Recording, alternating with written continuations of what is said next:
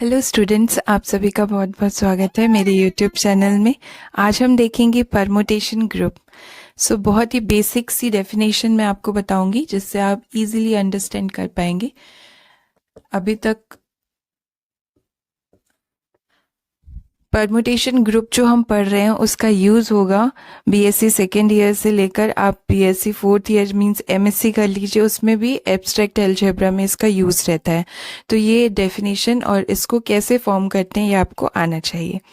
तो यहाँ पर हम परमुटेशन ग्रुप की पहले डेफिनेशन देखेंगे। तो परमुटेशन की डेफिनेशन क्या होती है वो मैं बताती हूँ। So let S be a finite set. मैंने एक फाइनाइट सेट ले लिया एस, देन अ मैपिंग।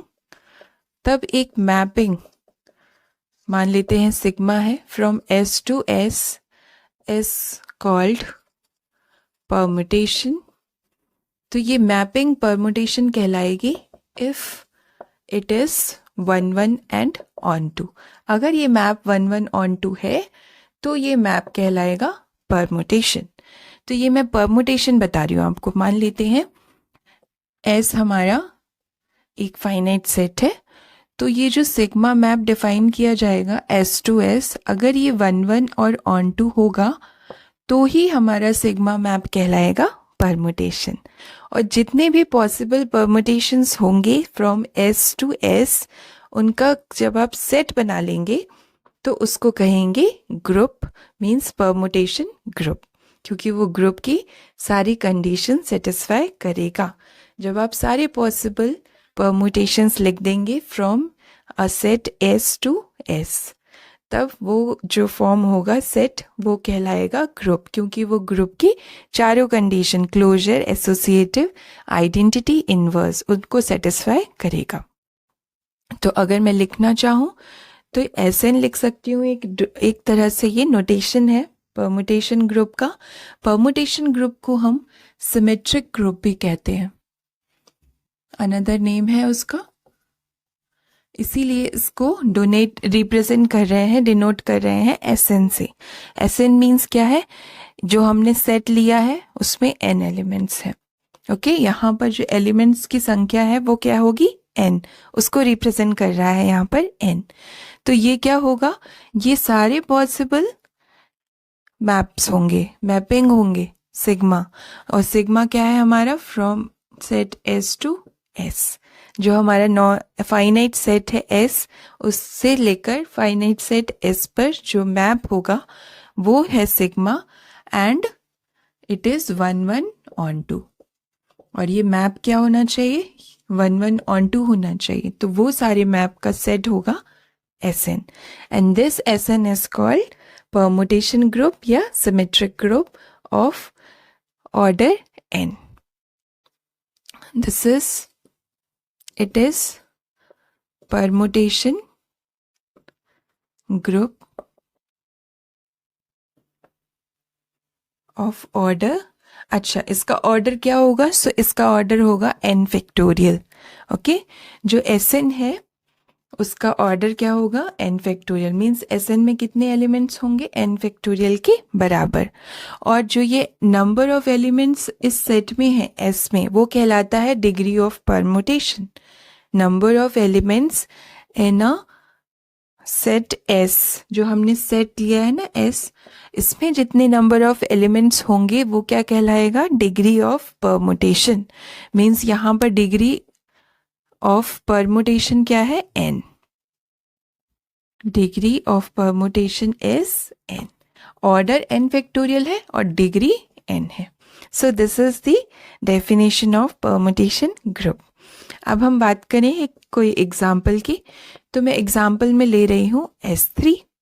S3 मीन्स ऐसा सेट या ऐसा परमुटेशन ग्रुप जिसमें जो आपका ये जो सेट है इसमें 3 एलिमेंट्स हैं।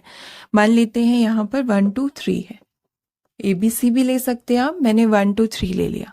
तो इसमें कितने पॉसिबल परमुटेशंस बन सकते हैं, वो सारे हमारे S3 में आएंगे। तो मतलब कितने पॉसिबल 1 1 ऑन टू मैप बन सकते हैं।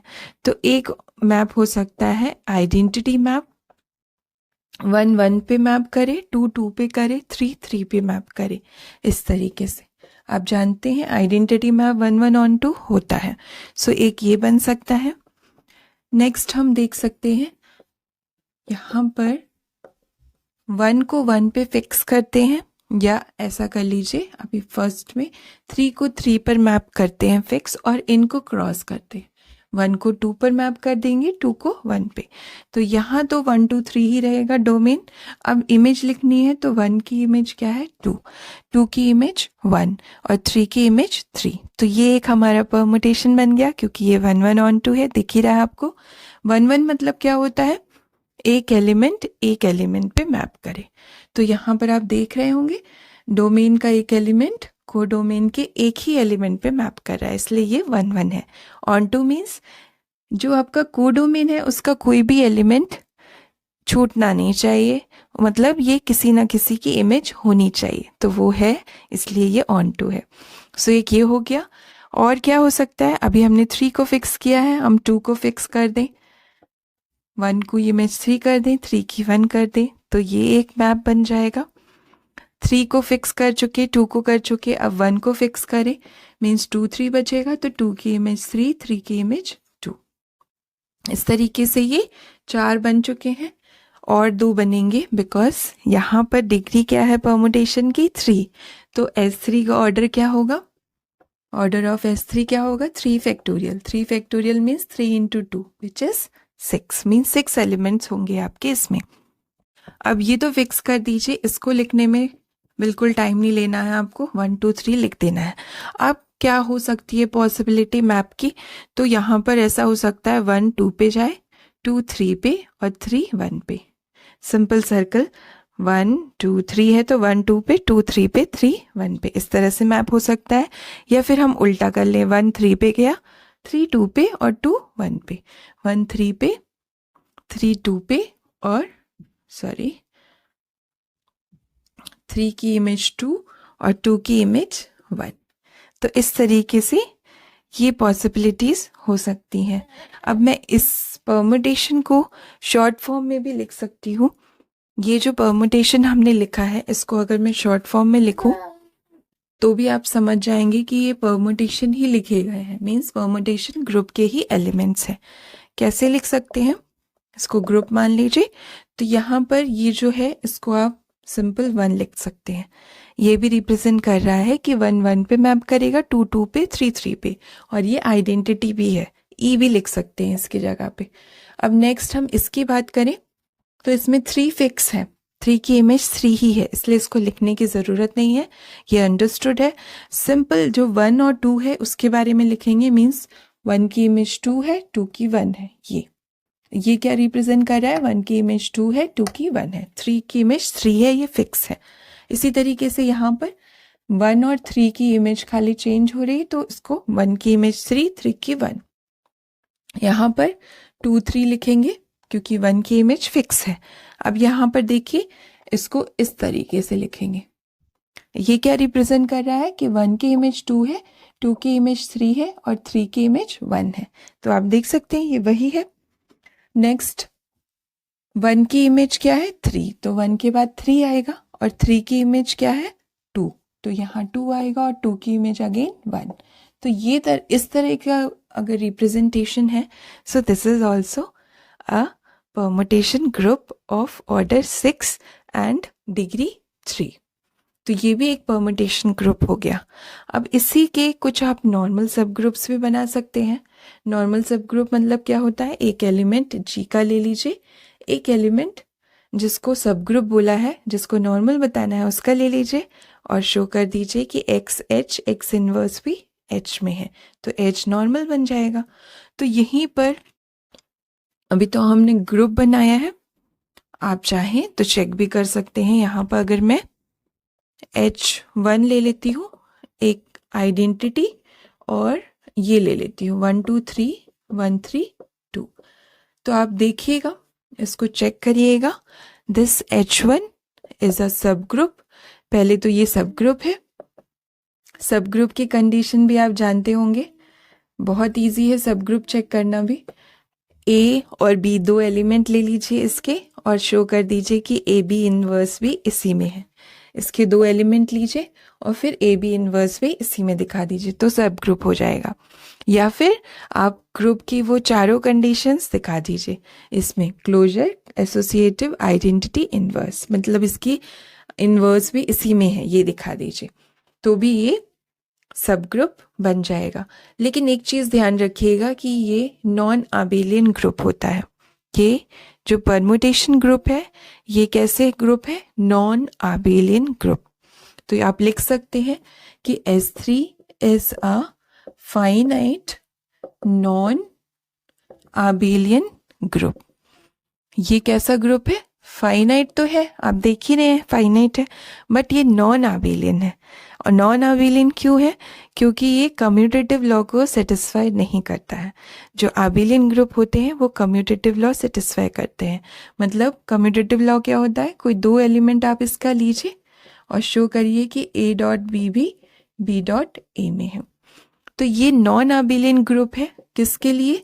आपको ऑपरेशन भी लिखना पड़ेगा, binary operation. So under multiplication, जो नॉर्मल मल्टीप्लिकेशन आपने अप्लाई किया था अभी, वो अंडर मल्टीप्लिकेशन ऑफ परमुटेशंस। जो परमुटेशंस है उनका मल्टीप्लिकेशन के रिस्पेक्ट में ये नॉन आबेलियन है। चेक करना बहुत आसान है।